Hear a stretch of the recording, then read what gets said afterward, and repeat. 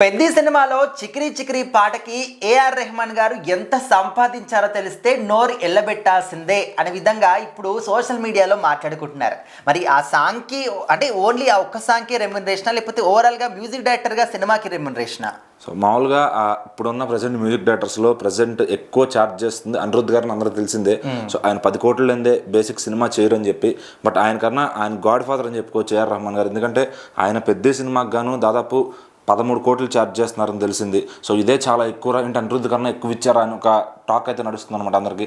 అయితే మరి పెద్దలో 'చికిరి చికిరి' సాంగ్ వచ్చిన తర్వాత నిర్మాతలు ఆయనకి అంటే ఆ సాంగ్కి వచ్చిన రెస్పాన్స్ చూసి మరి కొంచెం అమౌంట్ ఇచ్చారని చెప్పి తెలుస్తుంది. మరి ఓవరాల్గా ఆయనకు వచ్చిన అమౌంట్ ఈ సాంగ్తో 28 కోట్ల దాకా వచ్చిందని తెలుస్తుంది. సో అంటే 15 కోట్ల దాకా ఇచ్చారు ఎక్స్ట్రా అనుకోవచ్చు.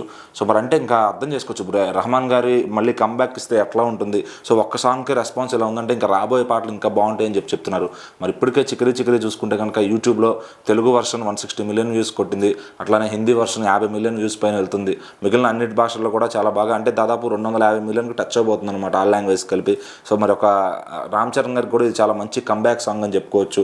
సో అందరు పిల్లలు పెద్దలు అందరూ ఎంజాయ్ చేస్తున్నారు ఆ పాట వచ్చినప్పుడల్లా. అలాగే దీనిపైన రీల్స్ షార్ట్స్ చేసిన వాళ్ళకు కూడా దాదాపు 1 మిలియన్ 2 మిలియన్ కాకుండా 20 మిలియన్ 15 మిలియన్ ప్లస్ వ్యూస్ వచ్చిన వాళ్ళు కూడా చాలామంది ఉన్నారనమాట. సో అంటే ఈ సాంగ్ అంత బాగా జనాల్లోకి ఎక్కేసిందని చెప్పొచ్చు. మరి ఒక వైరల్ సాంగ్ వస్తే ఈ రోజులో జనాలు ఎలా గుండెలో పెట్టుకుంటున్నారు మనం అంత ముందు సినిమాల్లో చూస్తూ ఉన్నాం. సో సాంగ్ బాగుంటే ఆటోమేటిక్గా సినిమాకి వెళ్ళాలి అనే ఒక థాట్ అయితే జనాల్లో క్రియేట్ అవుతుందన్నమాట.